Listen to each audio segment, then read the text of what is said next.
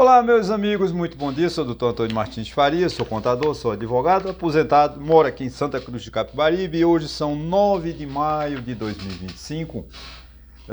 Aniversário de meu pai, se ele estivesse no plano Terra, mas já desencarnou, e hoje seria o aniversário dele. Ele é de 1918, não vou fazer as contas, mas estaria com cento e alguns anos, né?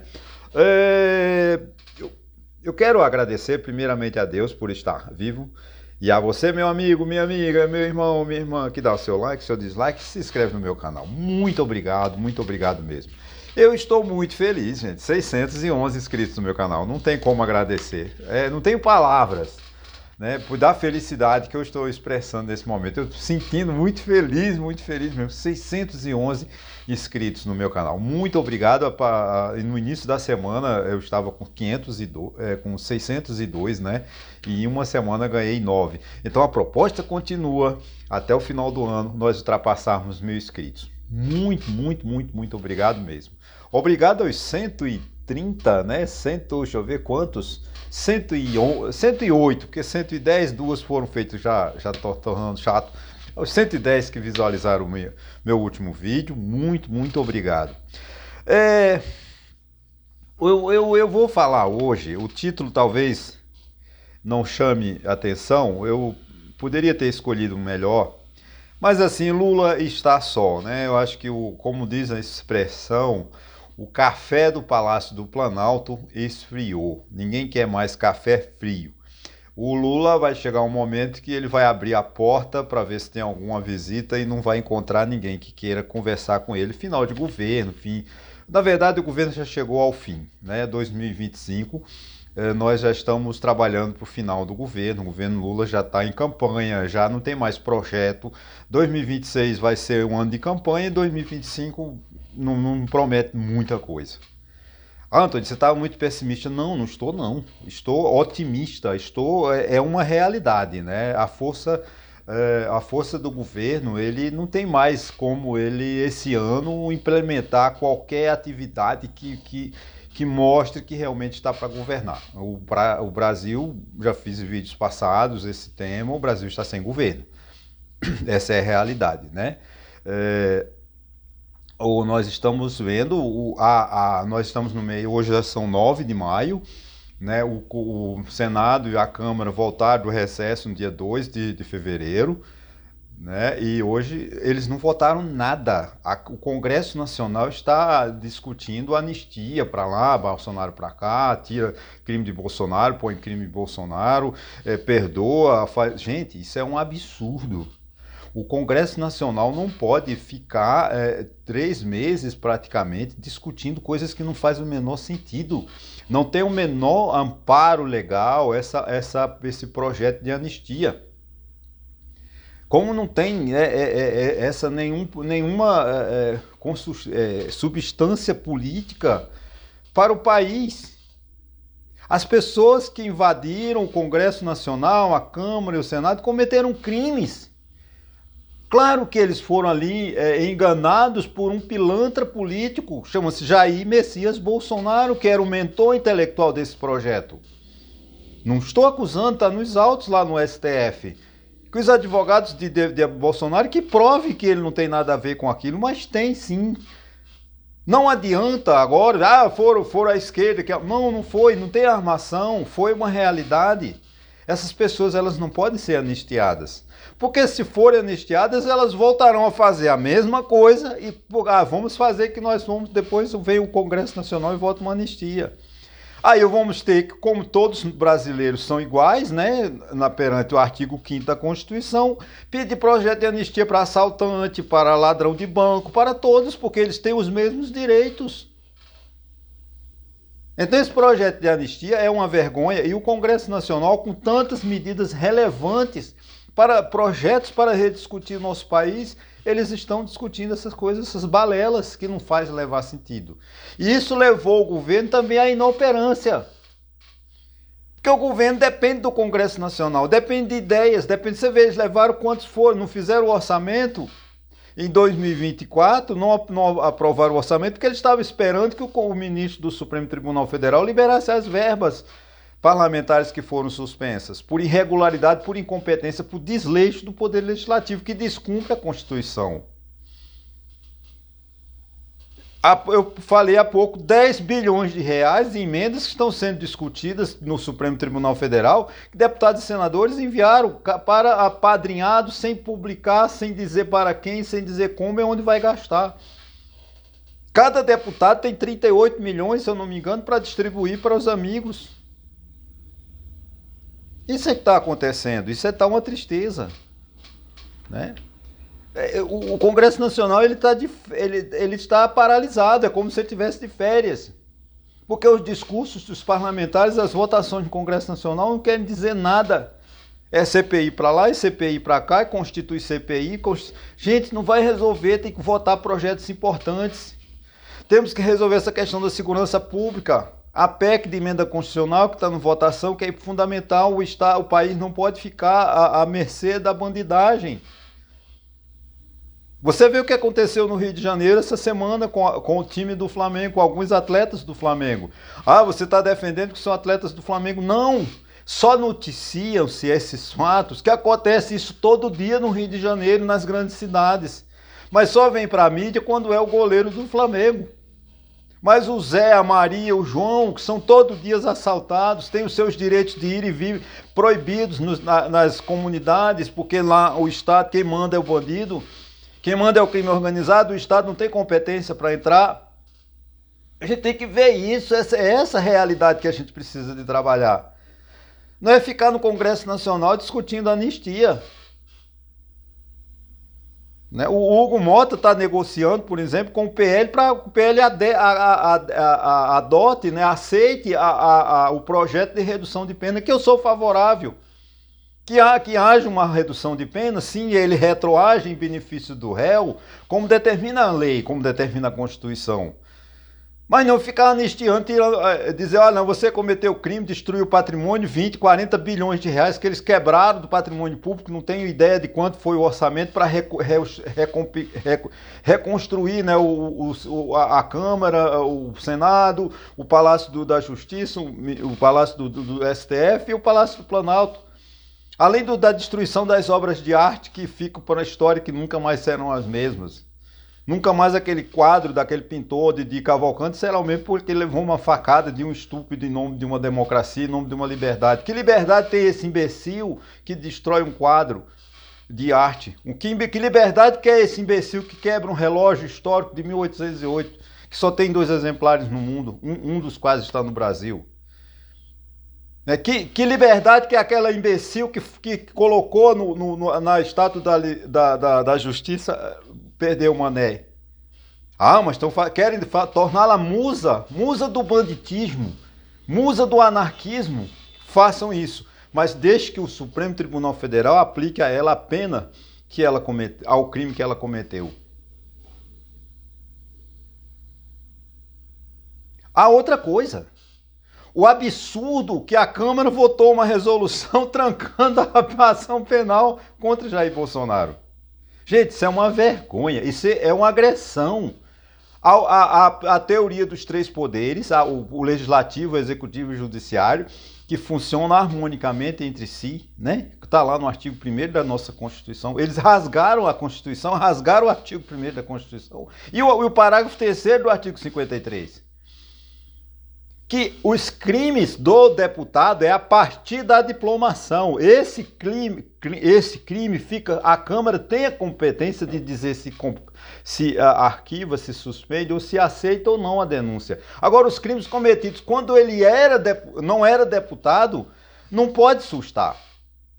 Ele tem que ser penalizado. O STF apenas notificou a Câmara que um de seus membros está sendo processado por crimes cometidos antes da diplomação. Então, portanto, não tem nada a ver. O parágrafo 3º é muito claro que só a Câmara tem o poder de suspender a ação no caso de ser crimes cometidos durante o exercício parlamentar. Os crimes atribuídos ao deputado não são do tempo que ele era parlamentar, era quando ele fazia parte lá do ministério, do ministério de Jair Bolsonaro. Né?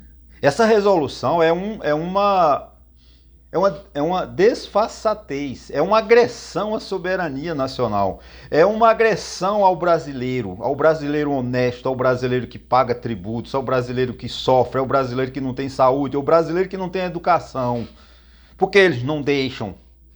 Como foi meu vídeo de quarta-feira, o Brasil que não educa, o país que não educa. Ou seja, a política está um desastre no Brasil.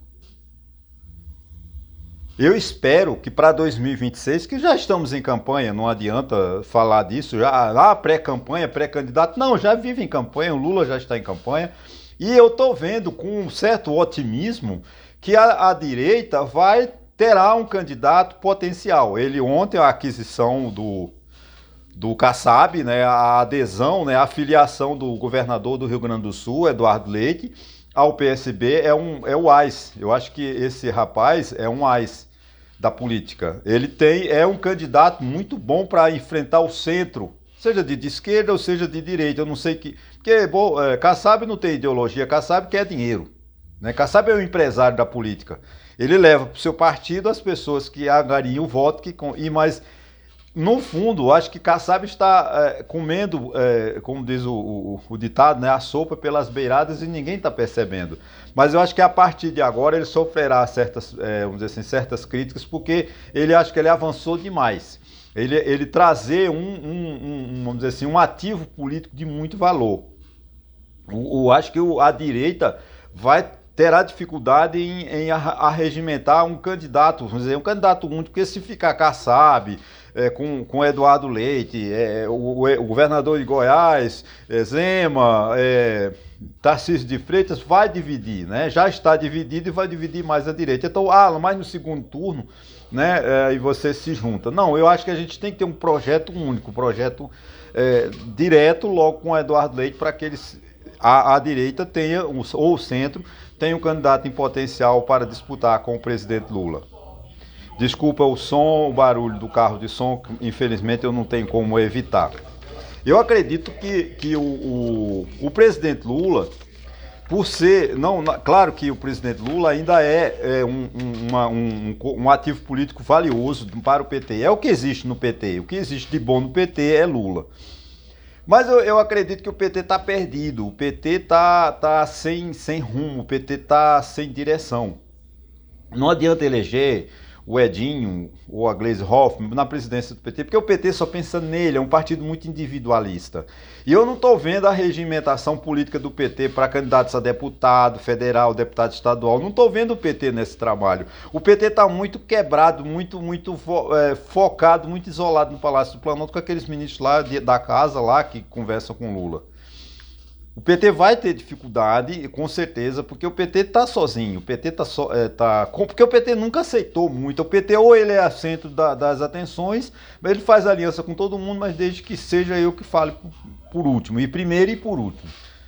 Né? Essa é a grande dificuldade do PT. Então eu acho que o centro, com essa adesão do Eduardo Leite, vai dificultar muito para o Partido dos Trabalhadores. E outra coisa, né, gente?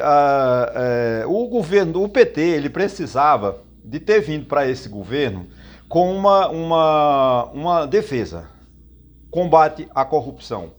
Porque a Lava Jato, ela foi extinta, né, vamos dizer assim, mas os crimes da Lava Jato, eles ocorreram. Então a corrupção foi grande durante o governo do PT. Não estou aqui acusando ninguém do PT, estou só dizendo que a corrupção foi muito grande. Os crimes da Lava Jato, eles ocorreram. Só foi julgado por um juiz incompetente. Ok, tudo bem, um juiz imparcial, ok, até compreendo.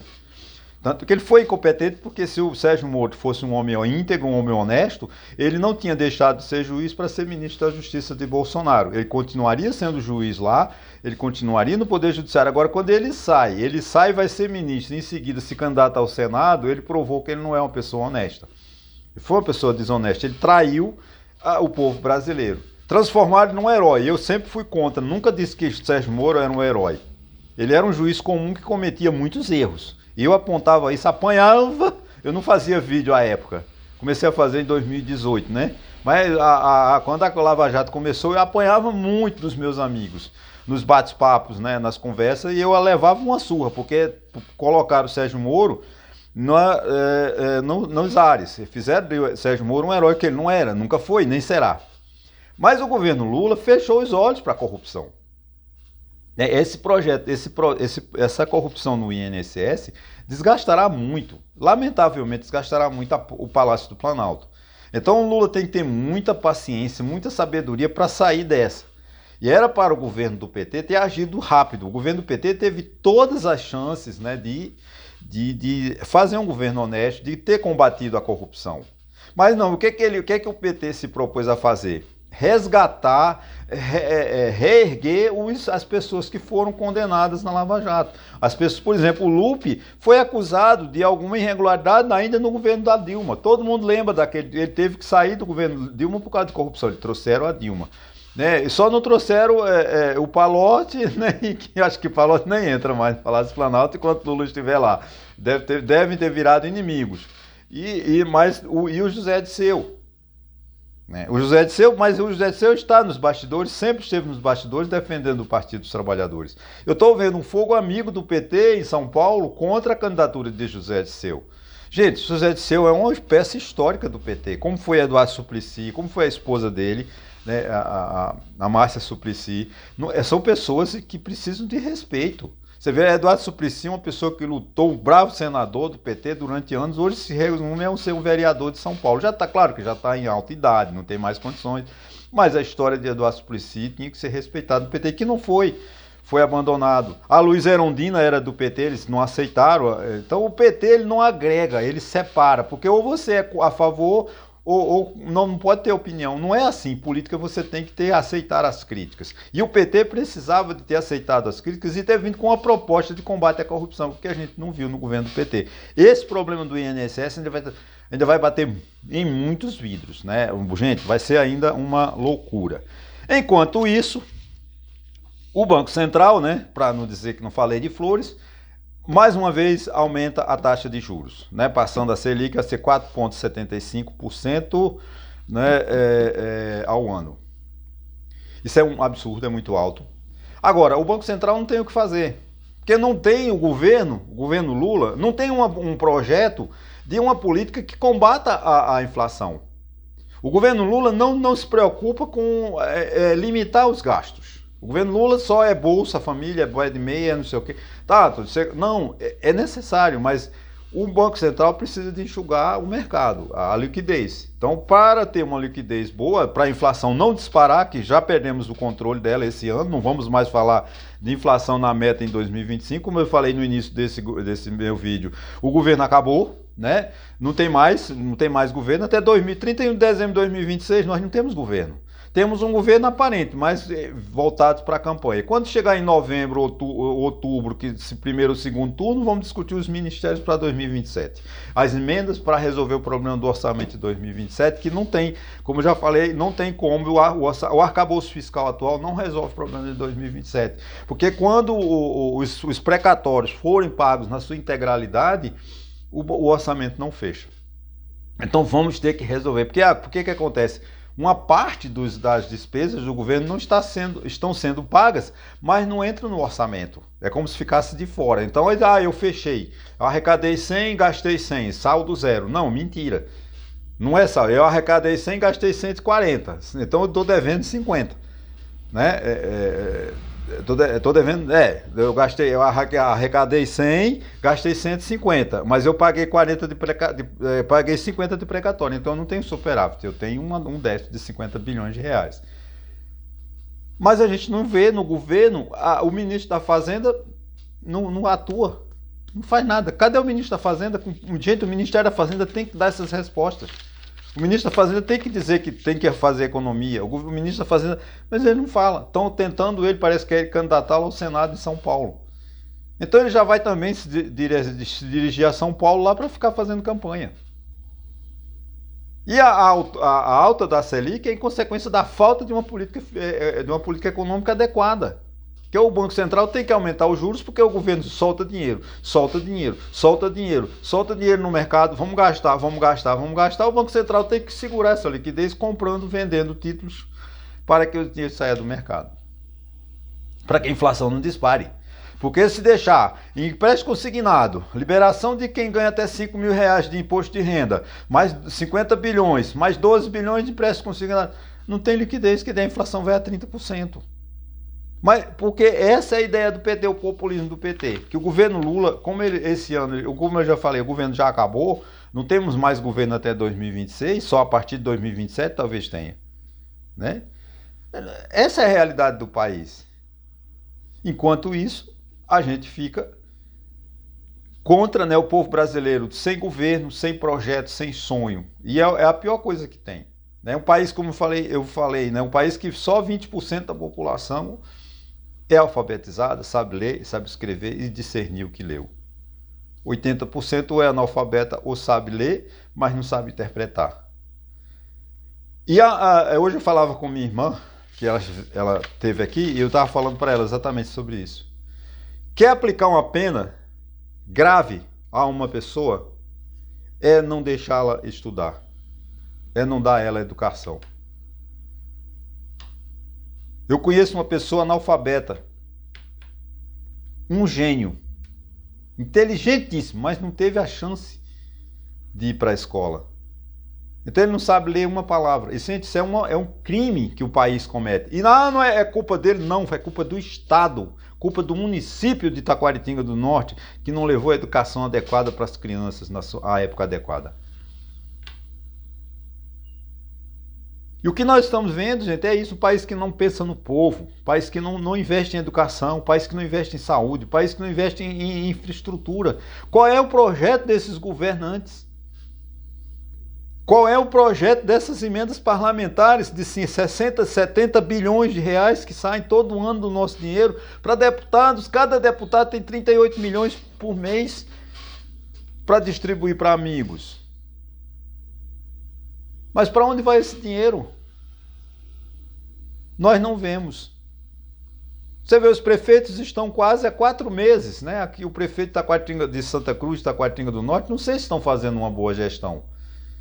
Pelo menos o de Santa Cruz de Capibaribe tem um mérito, ele pinta os meio-fios de cal. Cal ele está gastando muito. Tem lá, as pessoas varrem a rua e pintam o meio-fio de branquinho.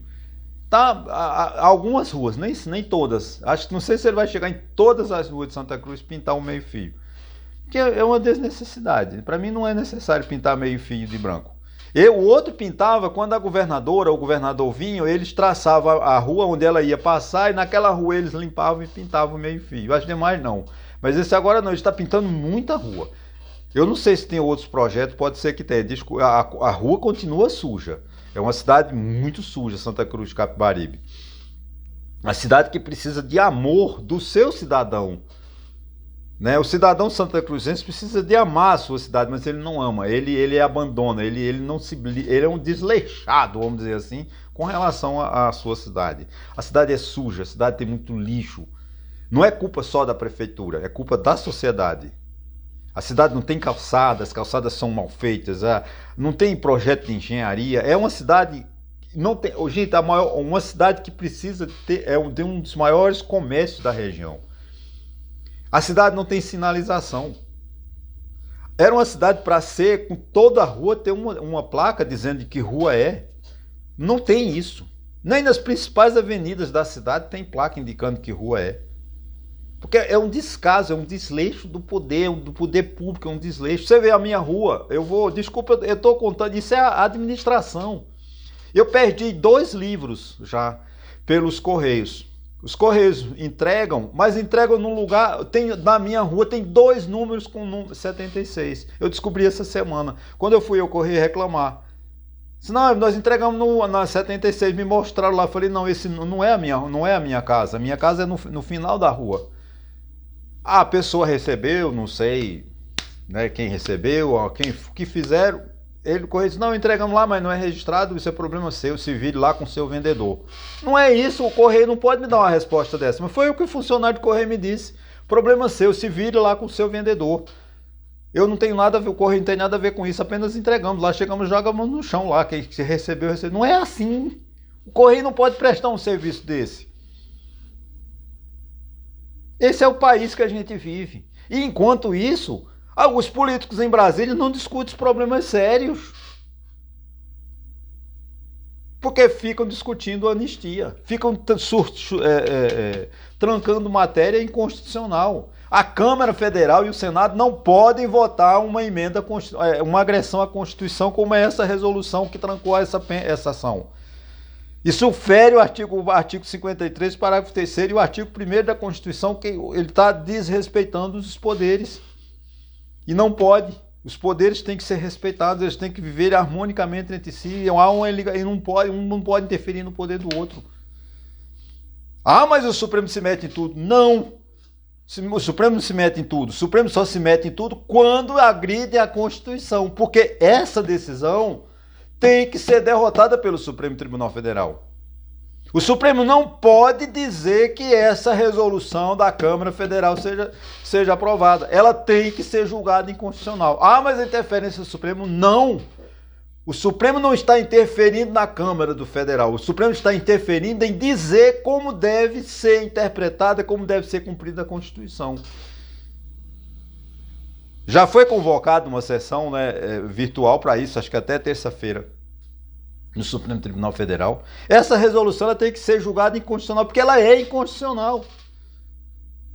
Se o Supremo fechar os olhos para isso, acabou a Constituição. Aí nova Constituinte, vamos, sei lá, uma revolução. Dar um golpe de Estado, como Bolsonaro queria fazer no dia 8 de janeiro, aí sim ele convoca uma nova, aí faz a Constituição que ele aceita, como é a Constituição da Venezuela, que é a Constituição de Hugo Chávez e agora adotada pelo Maduro. Mas a Constituição do Brasil é do povo. Quem fez a Constituição do Brasil foi o povo, não foi Bolsonaro. A Constituição brasileira é do povo, não é do Congresso Nacional. E o Supremo é o órgão final para dar um parecer e dizer que esta resolução da Câmara que trancou essa ação é inconstitucional e, portanto, não pode prevalecer no mundo jurídico. É isso que vai acontecer. Ah, mas não tem que resolver, não tem que ficar contra o Supremo. Nós temos que aplaudir o Supremo se decidir favorável ao cancelamento dessa resolução. Ok, gente, muito obrigado, 27 minutos gastando aqui, mas se você chegou até aqui, muito obrigado e se inscreva no meu canal, não se esqueça de fazer seus comentários. Estou muito feliz, mais uma vez agradeço aos 611 inscritos e a proposta continua até o final do ano nós ultrapassarmos 1000 inscritos. Muito obrigado e até a próxima.